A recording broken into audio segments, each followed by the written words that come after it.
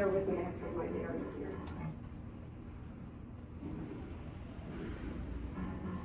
Okay, so there are 63 national parks. You'll notice that Florida has 3, Biscayne, Everglades, and out in the ocean somewhere, Dry Tortugas. That's where Port Jefferson is, the famous Dr. Mudd, you know, your name is Mudd kind of thing.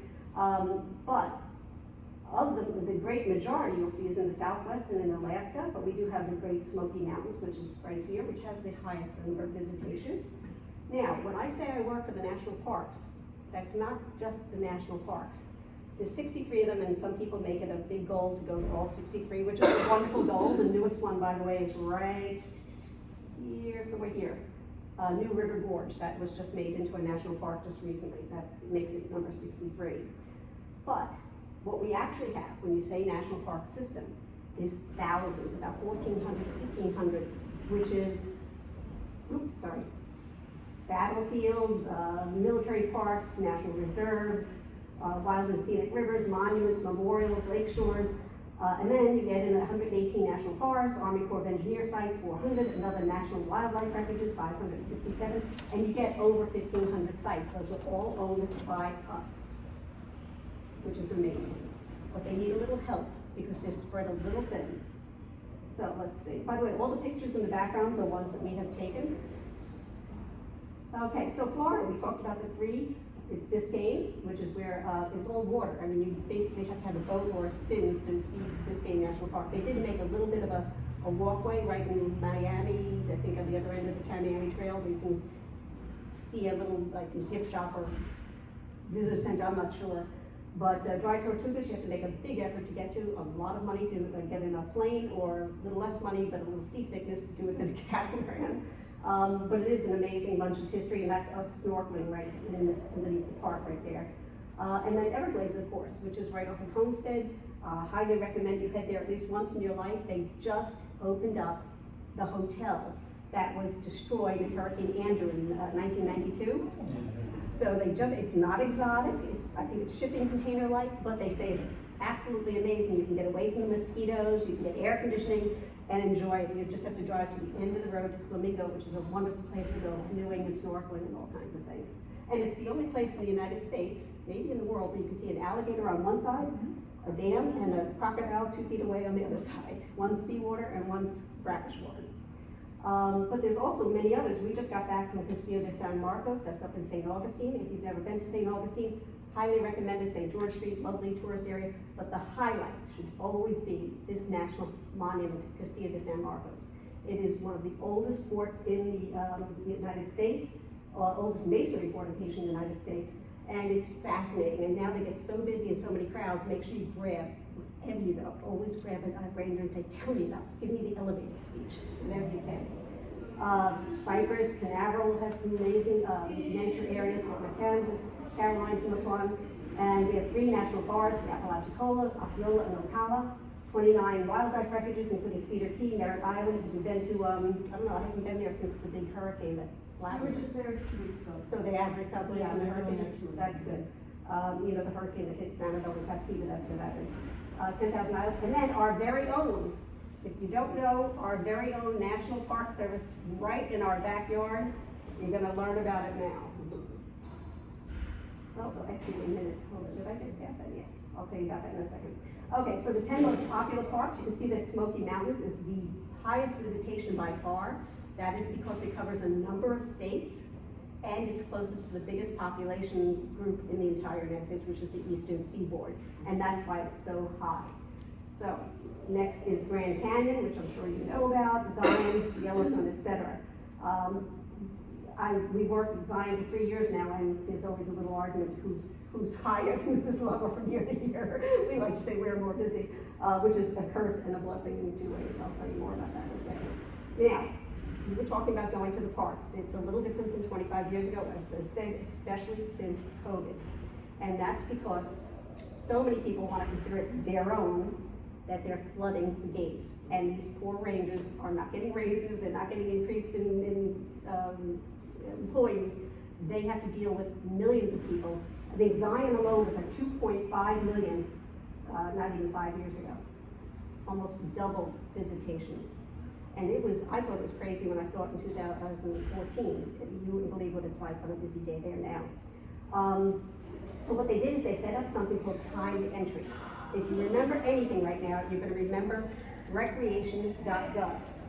When I say that, I wanna cough and say, it is the worst website in the world. It is so badly, it's user unfriendly, you're gonna hate it, you're gonna curse at it, but it is the only way to sign up for lotteries, to sign up for campgrounds, to sign up for hotels. Well, hotels, they usually send you to another site, but it's also the only way to get into some of the parks.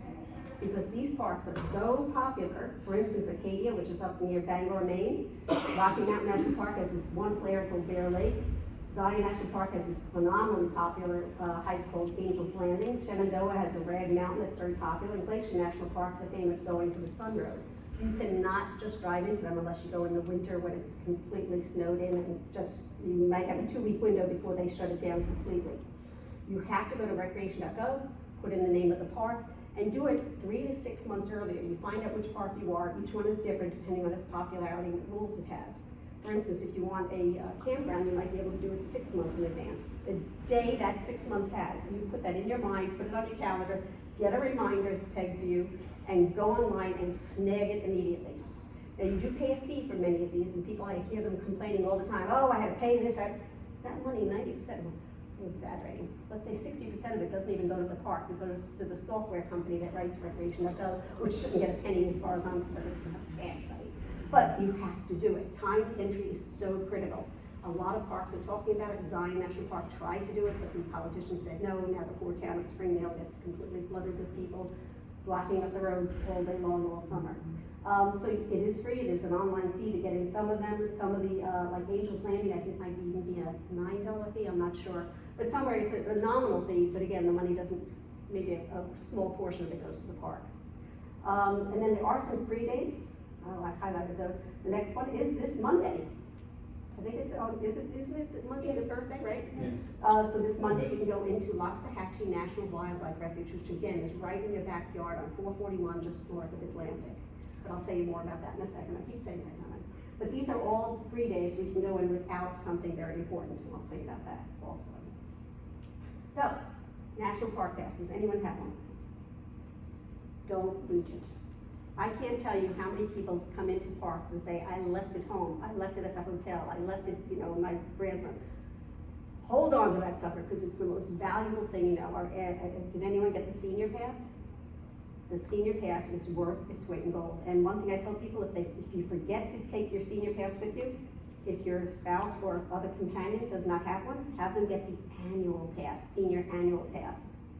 For $20, if they get it for 4 years in a row, they can just turn in all 4 and get a senior lifetime pass. They are $80 now. So each of these parks, you usually have a fee to get in. These are per vehicles. Arches or Zion, for instance, has a pedestrian path. You can drive in or you can park out in the town of Springdale. And you'll see bicycles come through. They've rented bicycles wherever they parked. And they'll come in like 9 people and they'll say, oh, we're on a car, 2 cars. And I'll say, you mean 1 car? And they say, no, it's 2 cars. I'm like, 9 people, right? We don't want to charge people. We're not trying to rip people off. The parks just want people to come in. So we'll just say, yeah, you were in a big van. And we let them in, as long as one of them has one of those cars. It's per vehicle though, so if they drove up in a car and they had 2 cars, they would get charged. A person in each vehicle has to have the card.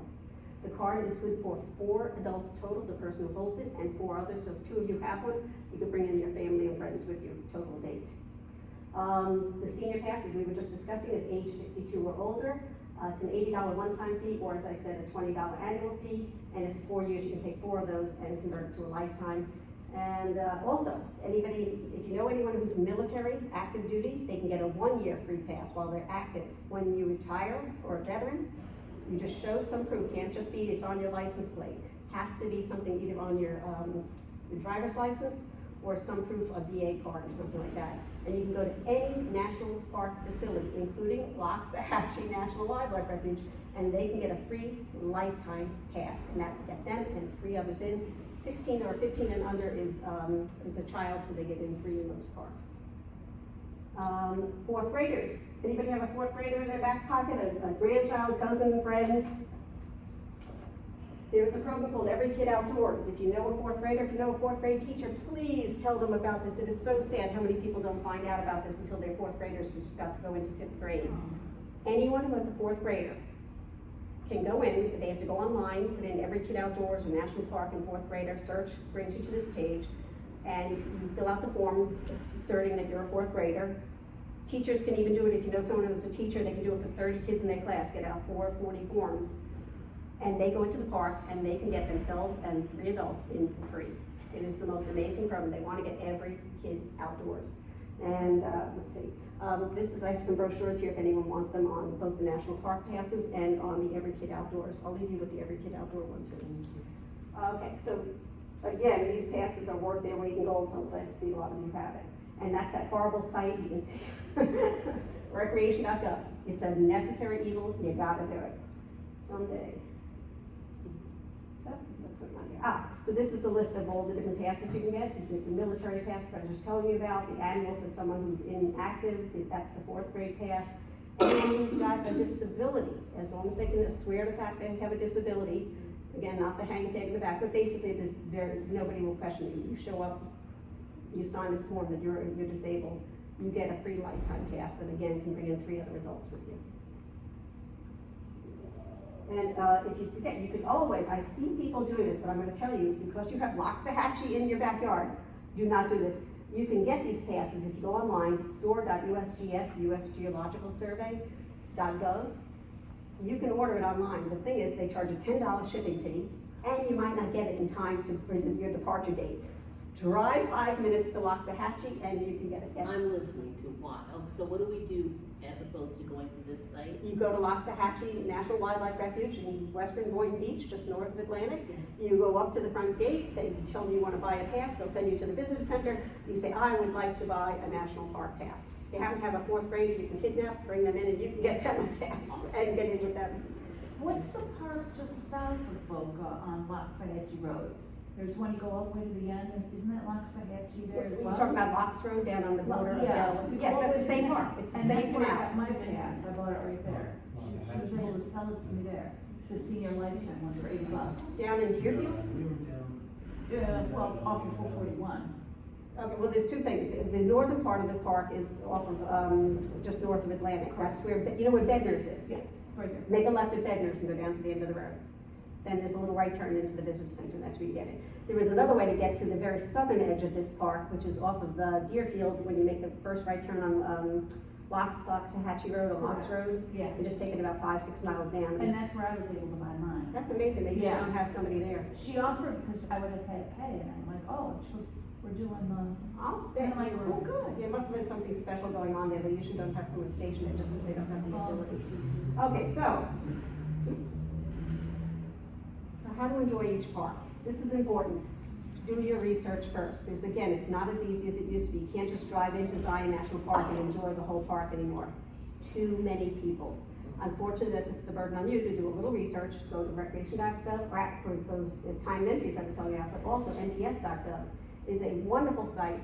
You just put in the name of the park, or you can even put in the general area, Arizona, and they'll list all the different parks in the area. And again, it's not just national parks, National Wildlife Refuge, National Seashore, National whatever, monument. So get those passes first, as I was saying, these different lotteries for the different famous hikes. And observe the rules. If I beg you to do anything, if it says to stay on the path, please stay on the path for a number of reasons. One, you're killing something, just like coral. When they say you touch coral, you kill something that's 1,000 years old. Same thing with cryptobiotic soil. I love teaching little kids that word. I say, teach your parents cryptobiotic soil. And they love telling their parents, don't step there. But there's important reasons for it. And the other is safety, because it's going to be a ranger that has to risk his life saving your life when you start slipping.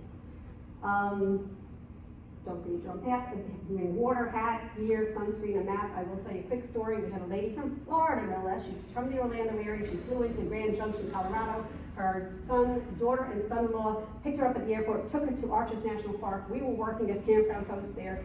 They went to Devil's Campground, which is right where we are. There's wonderful hikes in that area.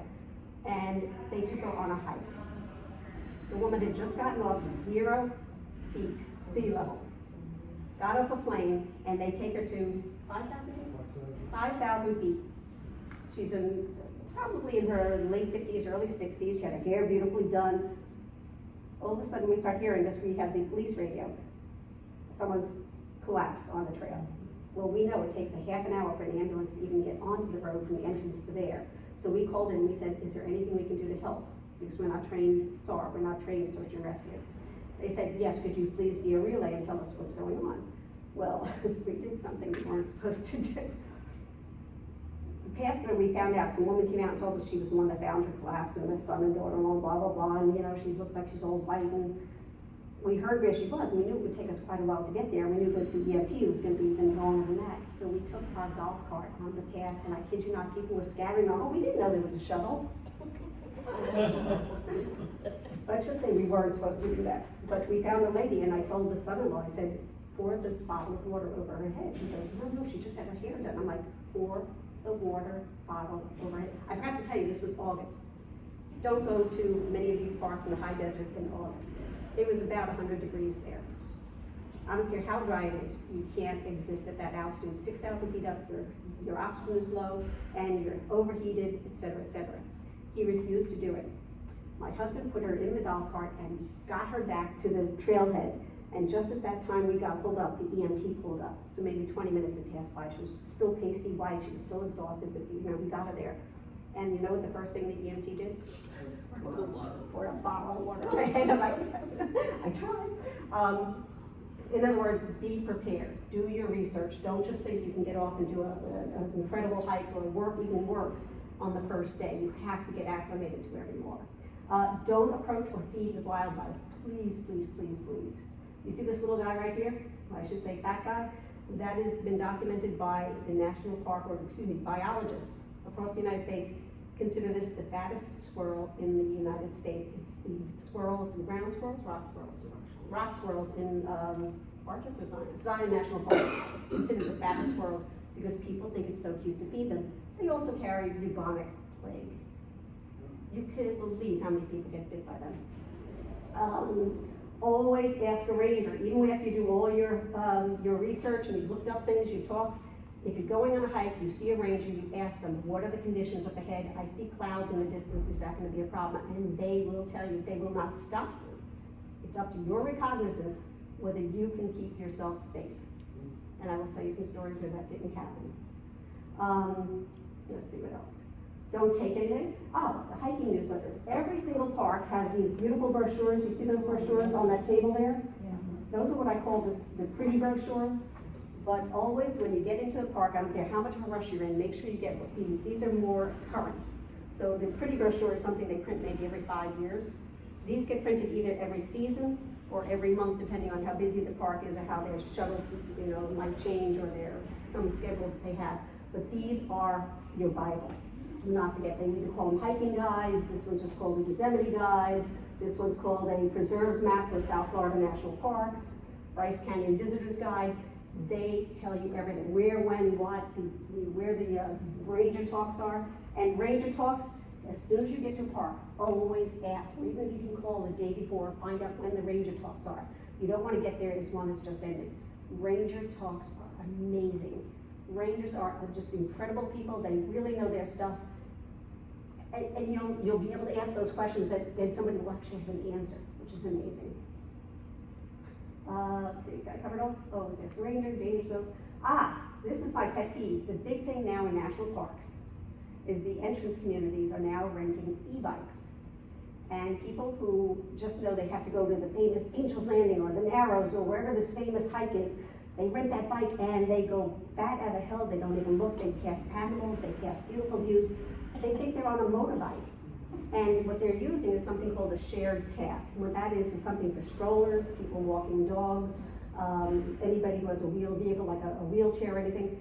So you see this thing, I was once watering something in the desert and I had these big heavy water things, and boom, I call out. If you've been skiing to the left, coming up on your right, the e-bikes, I want to shoot them someday.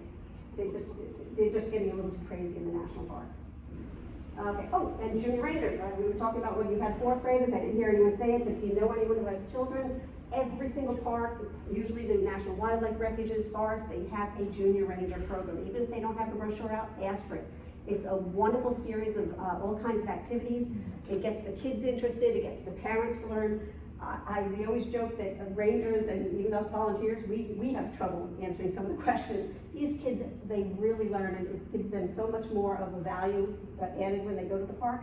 And then they get to get a certificate that they've passed, and they get a beautiful national park badge. It looks just like the ranger badge, just made in wood instead of, or plastic instead of the gold one that the rangers What have. age is that? We jokingly say 4 and up. So it could be 40, it could be 100.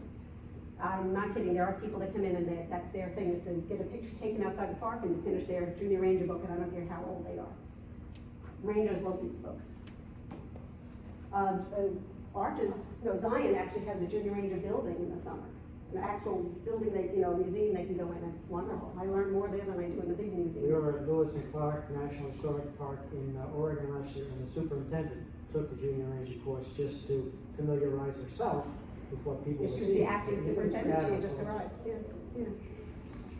yeah. And she asked me to do the ceremony. The superintendent, by the way, is the head honcho of every park. So it was, when you get to a small park, you get to get them, know them personally, which was quite an exciting thing for us. Let's see. So why we do this? 2013, we went out west. We knew we were going to be there during the Albuquerque Balloon Fiesta. My husband came up with a brilliant idea. He said, why don't we volunteer? So I went in line for the Balloon Fiesta. This is one of the biggest in the world, with 700 balloons elevated at the same time. I looked online to see if I could find any Florida teams. Found a few, called a few. I finally got through to one in Orlando. They actually are based in Norman Beach. And they kindly said, absolutely, we'd love to have you come out to Albuquerque. Why don't you come and meet us in Orlando, and we'll show you what to do. And we went up to Orlando, we got to launch some balloons up there, we had a great time, friendly, he was an ex-Navy pilot, we had a wonderful time. Went out there and we planned to do this thing, which I'll tell you about later, about going through all the Utah national parks. We get there, had a wonderful time, they even threw me in the balloon, I said, no, I'm working. They said, no, get in the balloon. I'm like, okay. Then we went to Canyon de Chelly National Monument, which is right in the northwest corner of Arizona. And the government shut down. We had to stop. Everything we were doing was in national parks. It made no sense to go to these national parks if then we get a closed gate or no rangers around. So the next year, we called them and said, by the way, we're gonna do it again. They said, come on again. So we got to do it a second year, and that time they threw both of us in the balloon that year, so that was fun. But what we did is something that was quite amazing to us. We went and did a 1,000-mile trip over a 2-week period. And all we kept looking at ourselves is, we were working at the time, is darn, we have to be back at work in 2 weeks, we can only stay 2 days at this park, 3 days at this park. And we kept meeting people along the way, just like yourself. We kept seeing people picking up things and doing things, and and we go up to them and say, this same thing in Florida Keys and in Bahia Honda, excuse me, what are you doing here? I'm a seasonal volunteer. And they all had one thing in common. They were all smiling. My husband and I haven't stopped smiling in 5 years. So, right around 2021, just as the COVID was hitting, we thought, where else can you be more remote than in the middle of a national park? We sold our sailboat on December 31st. On January 4th, my husband said it's getting boring. I said, well, that was your bucket list. My bucket list is the national park work. I put in four applications, and you put in one application, you put it in for 4 different parks. I got 3 of them: Arches, Horsey, which is part of Canyonlands, BLM, and then a historic site on the Mexican border in Arizona. 3 different agencies. 3 different agencies, from BLM, Forest Service, and National Park. So we drove. We sold the boat. At the end of January, we sold our car and bought a truck. At the end of February, after months of research, we found an RV we could live with, we liked. And on March 27th, we were in 8,000 feet at Canyonlands National Park in the snow. It was just incredible. The culture shock was amazing, and we loved every minute of it. I'll tell you more about it again. And these are some pictures of where we were. Oops. So one thing we learned is when you're a volunteer, as I was saying to you about working jobs as in the parks versus volunteer, we have a criteria. And this is our criteria back then. We love the Southwest. Red Rock Country is my favorite. We both love hiking, geology, history, and views.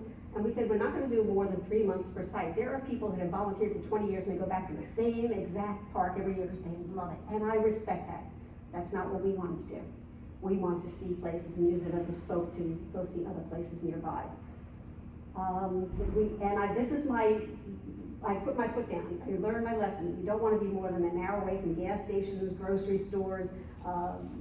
If my husband would tell you pickleball courts, he's got to be close to a pickleball court. If you get cultural museums in there, that's wonderful. So that's what our criteria is. And it always has been, and it's worked out perfectly since that first one. When we were at 8,000 feet, we had to drive in to get propane and water every week. You do it, but I've learned our lesson. We're spoiled. So remember I said we went into the Albuquerque Balloon Fiesta and then we went through the parks. What we did is something called the Utah Big Five. Everyone thinks national parks, they think Arizona, Grand Canyon, right? Utah. Utah is where the incredible parks are. You should see Grand Canyon sometime in your life. You can get to the north or Rim, that's fine too. But these are the Big Five. This is Salt Lake City is up here. Right here is Arches, Canyonlands. Right in the center along this Route 12, which is an incredibly beautiful road here called Route 12. Up this big mountain pass here. Then Bryce, Zion, and then of course Las Vegas is right here, just to give you a little idea. The Grand Canyon would be right down here somewhere. Those are the Big Five. It's a term that I thought it was a fairly new term. It actually came from the 1930s when the railroads started building. They had all their railroad tracks going up through here. This is where that Golden Spike is, where they met the two railroads going east and west. But they wanted to get people to come on them. They didn't know how to do it, so they started realizing, look at these beautiful parks that people are finding. They're starting to send pictures back to the East Coast in these newspapers. By the early 1900s, they're like, how can we get more people on our trains? And they came up with this marketing thing called the Big Five, and it was to get people off the trains onto a shuttle, these open-air Surreys and these rickety old, jitneys, to get into these parks. You have these marvelous pictures of women in the long skirts and the men with the, high white collars on. And that's why they call it the Big Five. So where did we work? Did I update this? Yes, I did update this. So we started right here at Arches, Canyonlands. We went down to the Mexican border, Bryce Canyon and Zion. We've done right here on the Mexican border. There was a wonderful, in Coronado National Forest, a historic ranch. I got to meet the owner who donated it to the Forest Service and make up my own tour. And it was incredible. We had a phenomenal time there. And we did Lake Tahoe. We got to work a year and a half ago. You saw the pictures of the bear before. We got to learn how to herd bears. It's called urban bears, just like I said I had a coyote in my backyard 2 days ago.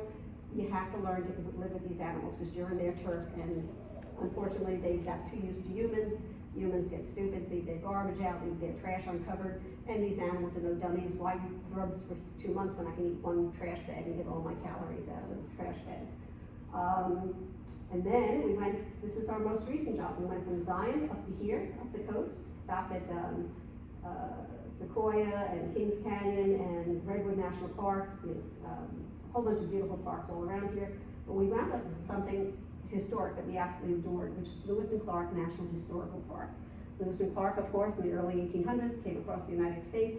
That was the furthest west point. That's where they found the Pacific Ocean. And I never told my husband, but years ago he mentioned that he was interested in it from a historic perspective.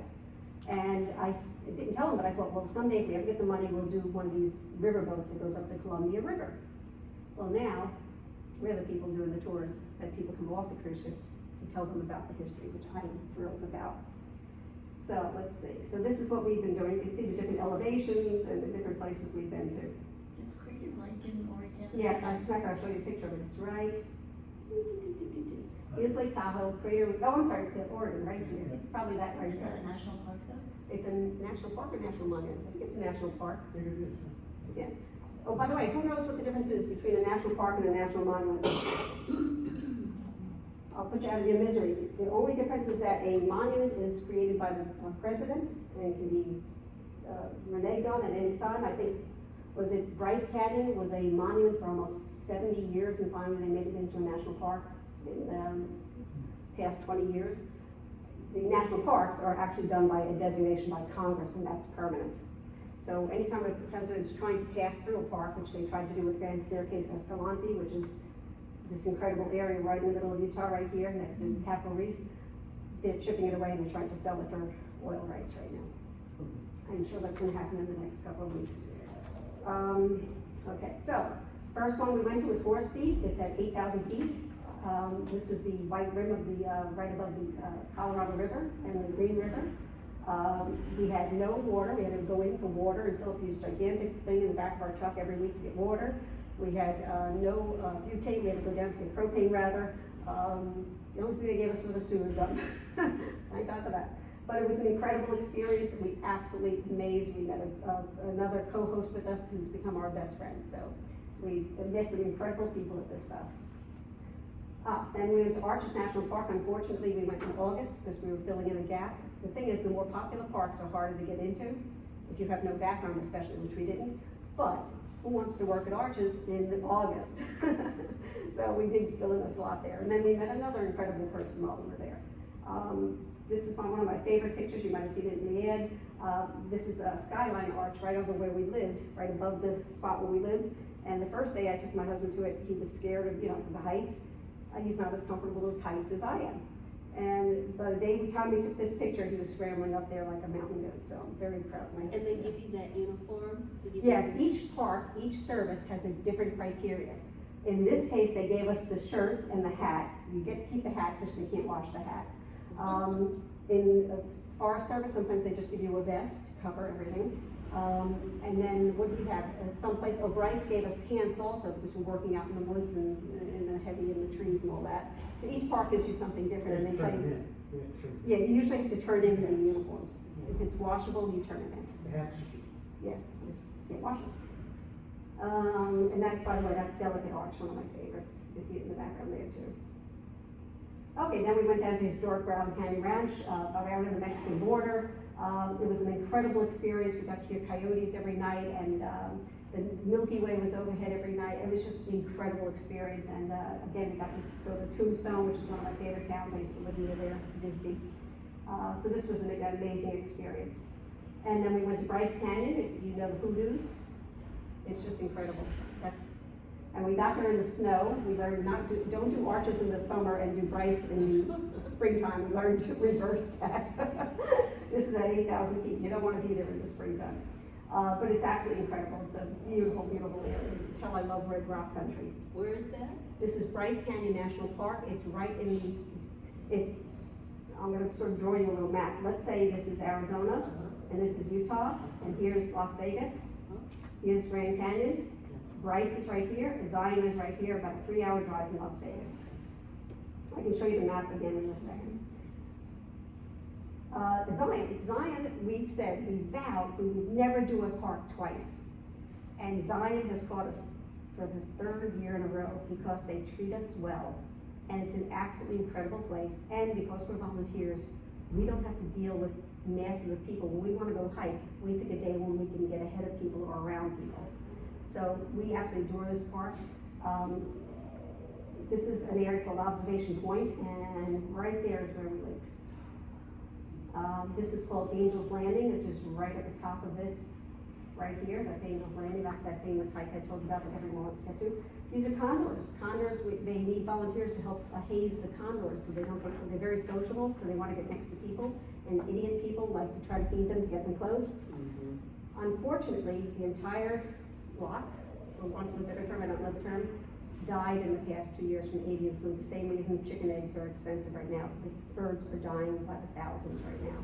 The entire flock from Grand Canyon to Zion to an area called Red Cliffs, Vermilion Cliffs, right on the border of Arizona near Page, they all died. And we went to see the guy the day we took this picture. The guy who's the head condor person, we were going to volunteer to help him, and that's when we found out there were none left. It was very sad. By the way, I will tell you a hint, if you know any hunters, please tell them not to use lead bullets. Carrion or any of these birds that eat carrion, they eat the bullets, and that was what was killing the condors for the past 30, 40 years. Now, of course, it's avian flu also, but if you can get away, apparently there's a different kind of bullet you can get. I don't know whether it's copper or something. There's another alloy you can use that's much safer. So if you know any hunters. And these guys, one day I was checking people in, our check-in stand was sort of behind the trailer there, and I forgot my check-in book. So I had all these trailers coming up, and Bill, I need the book. Dead silence. Bill, I need the book. excuse me, I have to, and I run, and I come around, and I see this guy staring at him. He couldn't move, he was just like, I'm not moving right now. So these guys have been visiting us quite a lot. We had one called Mr. Nubs last year, and it was quite funny. And then we went to South Lake Tahoe, part of the Coronado National Forest not Coronado, sorry, El Dorado National Forest in South Lake Tahoe. Everyone knows the glitz of Lake Tahoe and the casinos and the big famous hotels and the ski resorts. There's this little area of the entire circumference of Lake Tahoe, the only place that's not taken over by hotels and private property, is this little snippet that the Forest Service had the brilliance to buy about 25, 30, 40 years ago, and tried to keep these old cottages dating from the 1890s to 1920s, which takes a lot of effort and a lot of money. Again, we need the volunteers. And we always had little visitors, bears coming up. That's my husband playing a bouncer at a Gatsby event. I used to dress up and do tours at the museum that dated from 1923. So there's all kinds of activities and all kinds of things you can do at every park you go to. And I'll tell you more about how to do them in a second. Come on. Oh, and bears, lots of bears. Okay, and our most recent job was at Lewis and Clark National Historic Park in northwestern Oregon, right on the Washington border where Columbia River meets the Pacific. Right now, I want you to be scared. I know how to shoot a musket. It's pretty frightening, and they're so darn heavy too. You have to go through a very big safety briefing and learn how to do it, and we don't shoot live bullets. It's basically what they jokingly call a spit wad. But we got to do all things, and someone was asking about Crater Lake. That's Crater Lake, and traditionally, whenever you see it, you have to say, oh, it's so blue. Well, the day we got there were fires all over. We couldn't even see through the road in front of us to get there. And we got there, it was sort of a grayish blue. And then this was the day we had to take all our pictures just to get that bright blue there. So we could say, Lucky when we were Oh, there, it was fogged in, you Yeah. couldn't see it. same thing. We're right on the ocean, so we saw some beautiful sights. Mount Rainier, we couldn't see the whole time we were there. It was under fog and clouds, like you said. And as I got down out to the exit, all of a sudden I saw somebody's computer that showed up. At the ranger had a computer up with the screensaver of the webcam. I said, "Is that right now?" She said, "Yes." I said, "Jump in the car, we're going back up." So we got to see Mount Rainier. So, good and bad and ugly. See this cute little dog? Day we got to Canyonlands area at 8,000 feet. It was still freezing cold and it just snowed. And we see these posters all over the place of this little dog that was lost. Well, 2 weeks had gone by, and we assumed it was dead because it's just about this big, and it wasn't a hunting dog or a rough dog. It's a little frou-frou dog. It's never put its foot down on the ground. The assumption it's been taken up by a coyote or some raptor. About a week after we got there, our co-host comes to see us the next morning. He goes, "You'll never guess what happened." I said, "Well, you went to bed late because people were coming in at like 8:30. He goes, "Yeah, I had a big problem until 9 o'clock. I was so exhausted. I got back to my trailer. And I hear a knock at 9:30. He opens the door, and that's what he saw. And this camper said, "This dog's been staring at me from my campground." And he goes, "Do you know anything about it?" He goes, "Yeah." And his dog had just died like a month before. He had just had to put his dog to sleep before he came, so he was just in tears. Gave the dog water, called the mother, who's back in Grand Junction, Colorado, but her mother was in right in Moab. Came up at 11 o'clock at night. "Do you mind? No, come on up." And so they had a big reunion with the dog. And so sometimes you have just these marvelous stories. And of course, with Milky Way every night, I can't tell you what an incredible experience that is. Views like this is the Mormon house right outside the Grand Tetons. And then sometimes you have 105 degrees, and then as low, I think this was that 0 degrees right there? And then lots of fires. This was right outside of Bryce. You could see it from where we were. At one point, the wind changed, and the entire campground was completely smoked out. But luckily, nothing burned. The worst problem we have is, I was telling you about people who don't listen and don't abide by the rangers. Let's see if I can get it back. I don't know if I can show it. I'm not sure I can show it. Is that we had a young woman, and I still can't understand why. She was in her 20s, she was a college student, she was a hydrology major.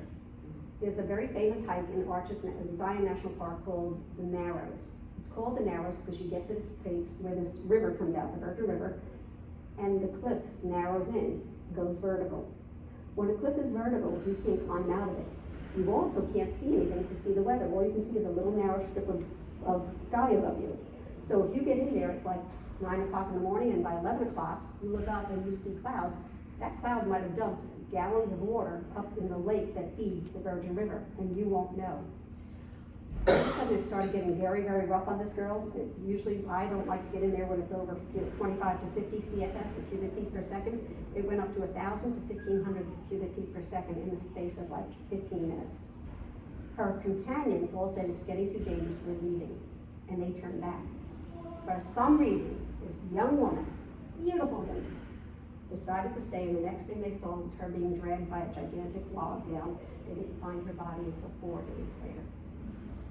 The day after it happened, or 3 days before they found her body, we had campers going by us, and the thing about the Narrows is you're hiking in ice cold water, so you have to get these waterproof boots, and you have to have sticks because you're walking on what we call buttered bowling balls, algae covered rocks that you can't see underneath you. It's freezing cold, you wear a wetsuit sometimes.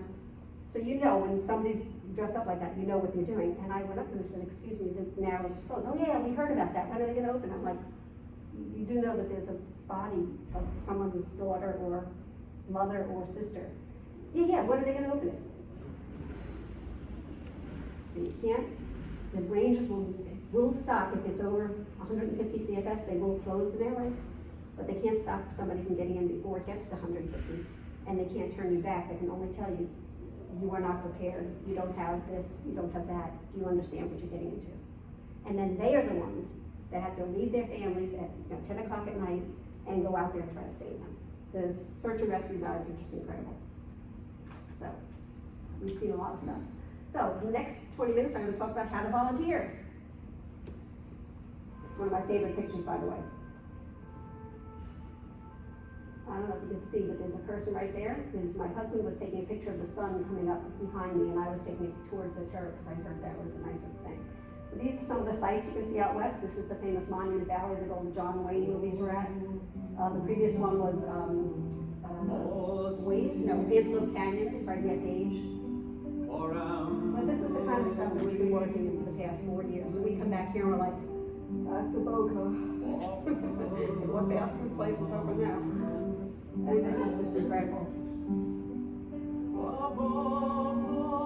Anyway, so, volunteer.gov. If you remember anything today, remember volunteer.gov. Click on Discover Opportunities. You can put in filters. They have this new thing called Find the Right Fit. You can see right here, right now you can go and find 725 jobs across the United States, Alaska, Hawaii, Virgin Islands. A friend of ours just got a job in Hawaii at Hawaii Volcanoes National Park. And then you'll see them all listed. You can look at all the different sites. Grand Canyon, Pipe Spring, Coronado National Forest, Oregon Pipe. You click on it and they'll tell you what the criteria are. They want somebody who's going to do this, this, this, and this. You say, oh, I don't want to do that. You just go to the next one. Now, one thing you should do is, if you are serious about it, is to create a profile. It's sort of a resume. It's like, put down all your background or whatever you think might, especially things that might fit the national parks. If you've done hiking or you took a rescue or EMT, whatever, put it down in that thing. Put down a couple of references. I think they want 3 references. And once you have that in their system on volunteer.gov, your profile, if you see something at the minute it's noticed, you can just click on it and that profile attaches to that job and you get reviewed for that job. Now, filters. My husband doesn't believe in filters, and he's taught me a lesson to not be so voracious about this. I like filters because I can say I don't want an event, which I'll tell you more about events locally. I don't like events. I like to say what states I want to work in, so I'll click on California, Utah, because we love the Southwest, and then we move to the Northwest, wherever you want to go. Could be Florida. You do have to tell them lodging. Now, most of you, I guess, do not have an RV, because most people in Florida, and especially in Boca, don't have RVs. But some parks, not many, have an apartment. They might have been made back in the 1930s by the CCC. More likely they were made in the 1970s, 1980s, so they'd be like a very basic apartment. They're hard to get into, though, because people who know about them are grandfathered in. They'll always get the first phone call, are you coming back next year? But if you see one open up, hooray. But they'll tell you in the description, they'll tell you whether it's for an RV spot, which is more prevalent, and that's how we maximize getting into the parks, is buying an RV, or getting one of those apartments. And I ignore the dates completely, because if they need somebody in March, there's a good chance they're gonna need somebody in July. You have nothing to lose by asking. My husband, though, doesn't put filters in, and he finds things that I don't, because sometimes the people who enter the information don't put it in correctly. The Lake Tahoe job, she forgot to click RV. So I was like, oh, there's no jobs in California now. He goes, yes, there is. There's a wonderful one at Lake Tahoe. I'm like, no, it isn't, because he didn't put a filter in. So you can look at, what I tell people though is, look at all 725 first. You'll see that some of them are for day events. Now, I just put in this information. I think you all got a flyer. You all got one of these in your stack?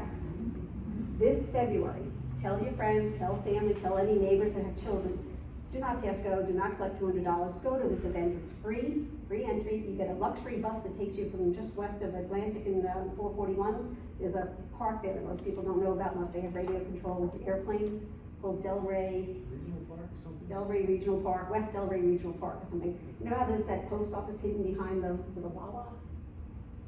It's west of 441. Yeah, if you go to 441 and Atlantic, there's a gas station on the left, there's a post office behind it, and about another half mile on the right, that's where they're putting all the cars, because when they used to do one-day event like this, they used to have thousands of people show up, and they had these luxury buses take you in, and a shuttle would take you wherever you are. They have archery lessons and fishing lessons and all kinds of things. You get to talk to the scientists, ask questions, so it's quite good, especially if you have any kids, definitely take them to this. So this is, Saturday, the 8th, right? Yeah, February 8th, Saturday. A week and a half from now? 2 weeks from now? Next week? 2 weeks from now, whatever it is. So that's what I meant by events, is that there are events. There are cleanup days and beaches, there are all kinds of single day. I usually filter those out because I don't want to do events when I'm looking for something serious like a job out west. And again, having an RV gives you more chances. But these are the filters you can put in. So I put down here and I say I do need lodging. You could, let's say you have a bad leg or, breathing problem or something, you could say you want very low activity level. Work behind a desk, for instance. You could say you only want to work for the Forest Service or only want to work for, a National Wildlife Refuge. I don't even touch those. I'll take anything. Just give me a beautiful area where there's a gas station within an hour. I leave this blank. And then you could also check off what you want here. But basically just looking at the descriptions. In other words, there's a lot of opportunities.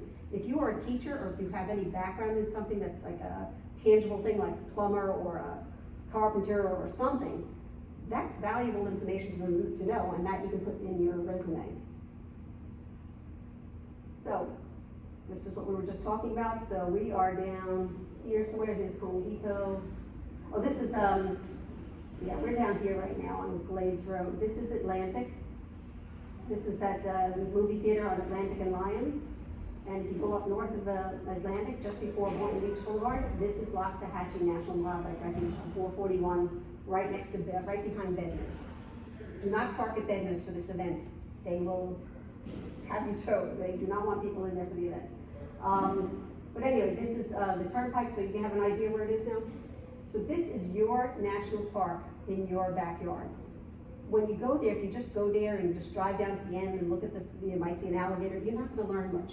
Do sign up for a tram tour or come to this February 8th event, because it is amazing what you can learn when you have somebody telling you what is in front of your very eyes.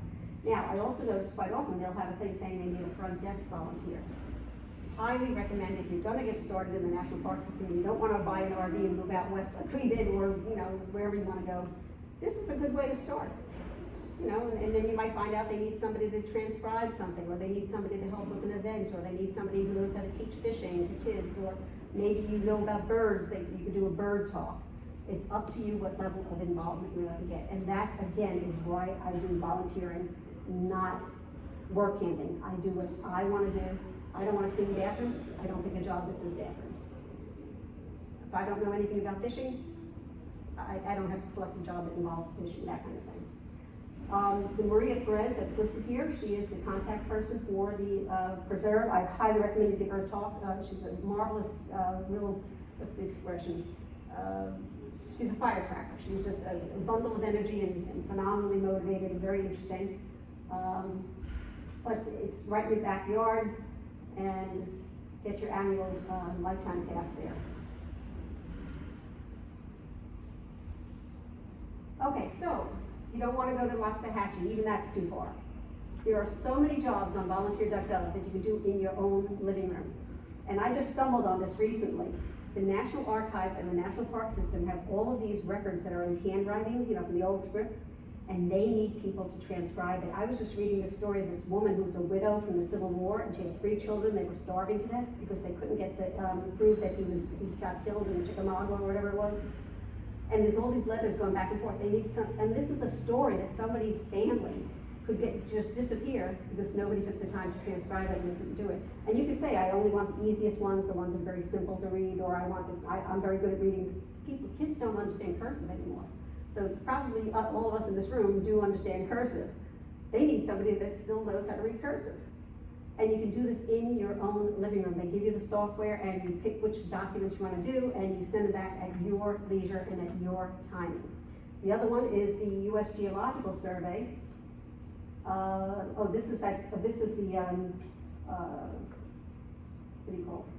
National Archives website right there. You can see sometimes it's very simple to transcribe and sometimes it can be quite dense writing.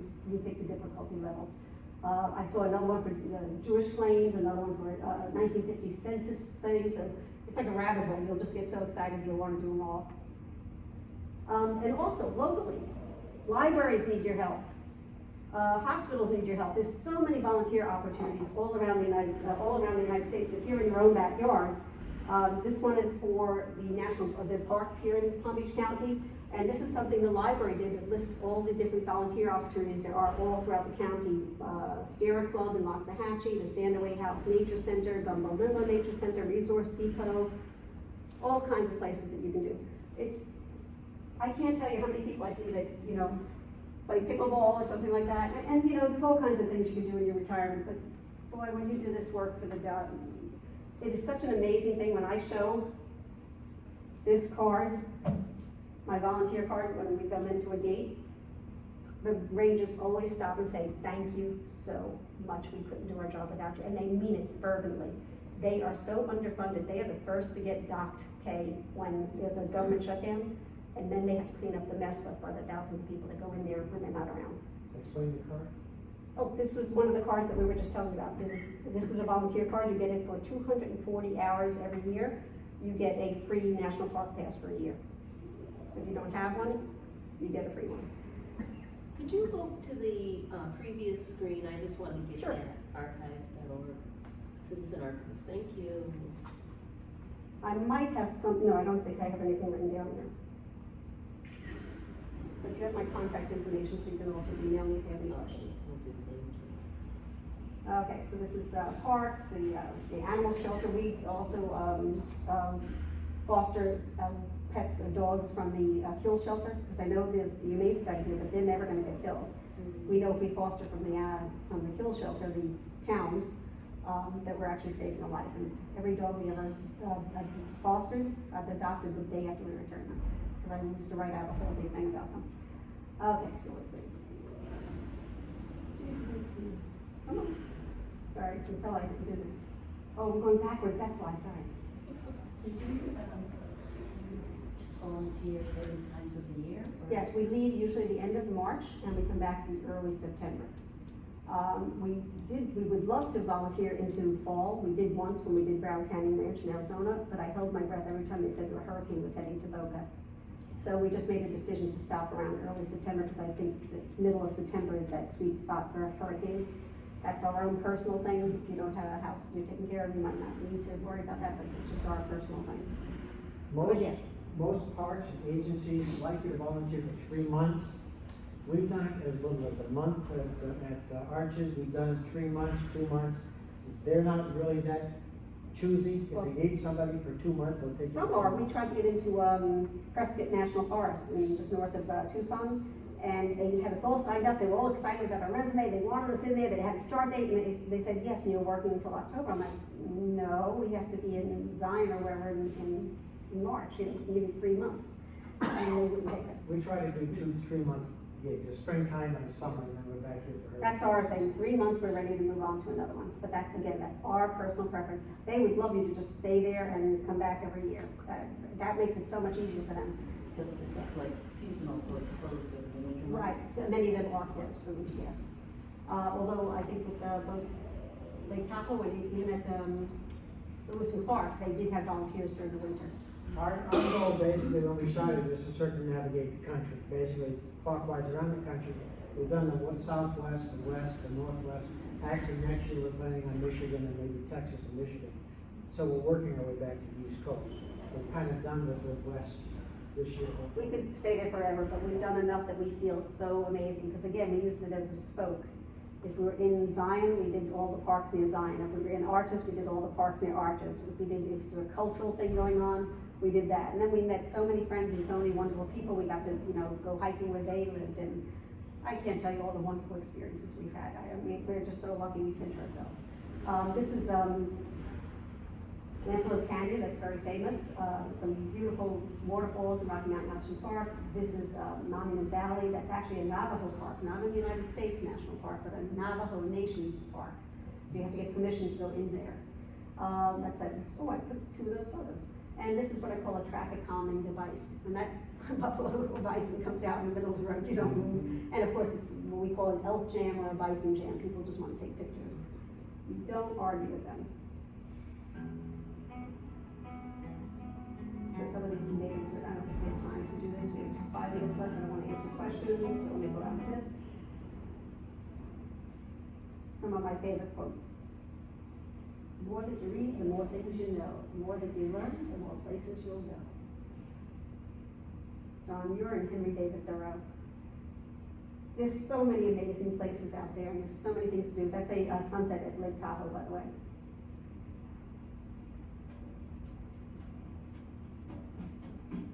These are guys we met in Alabama on the way out. I've never seen things like that. On the road again. Anyway, does anyone have any questions? I talked a lot.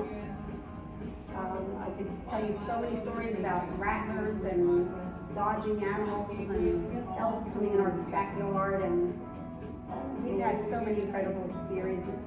We've saved lives. It was such a rich and fulfilling feeling, and they really need your help. When you're volunteering, how much of the day is strictly for them versus? Good question, you good have question. free time? Excellent question. Every park has it tells you how many hours you put in. We've had as little as 24 hours a week, and as many as 40 hours. We just told Lewis and Clark we're coming back next year, but they asked us at the last minute to work 9 or 10 hours a day, and we did it, and it killed us. We were so tired. With the camp hosting, it's good because you're only working in the morning and the afternoon, so you sort of take a nap, go for a hike, come back, take a, whatever. But every park is different, and again, as a volunteer, you get to choose. If it says 40 hours, you don't want to do 40 hours, guess what? You click on the next volunteer opportunity.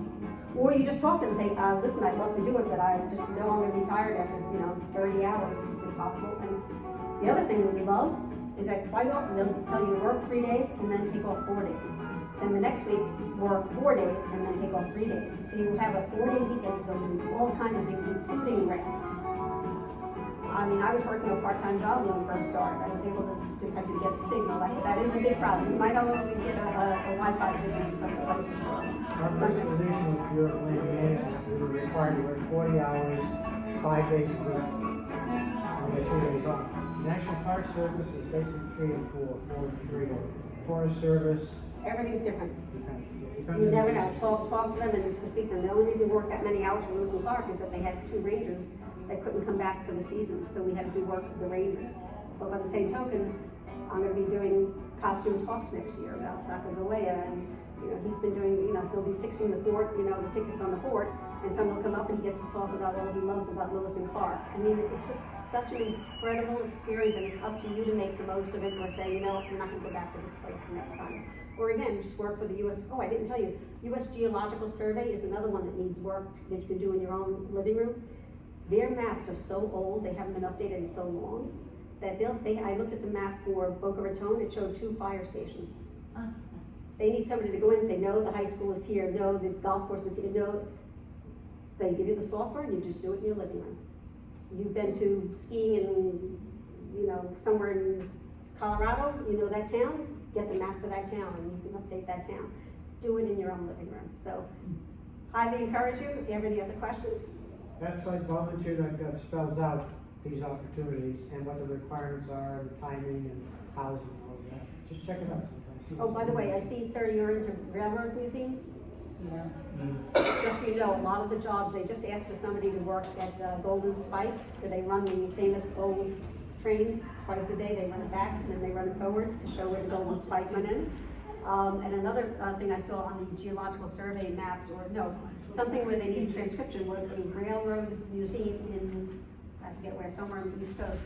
They needed somebody to transcribe their documents. So railroad museums are a big part of our history.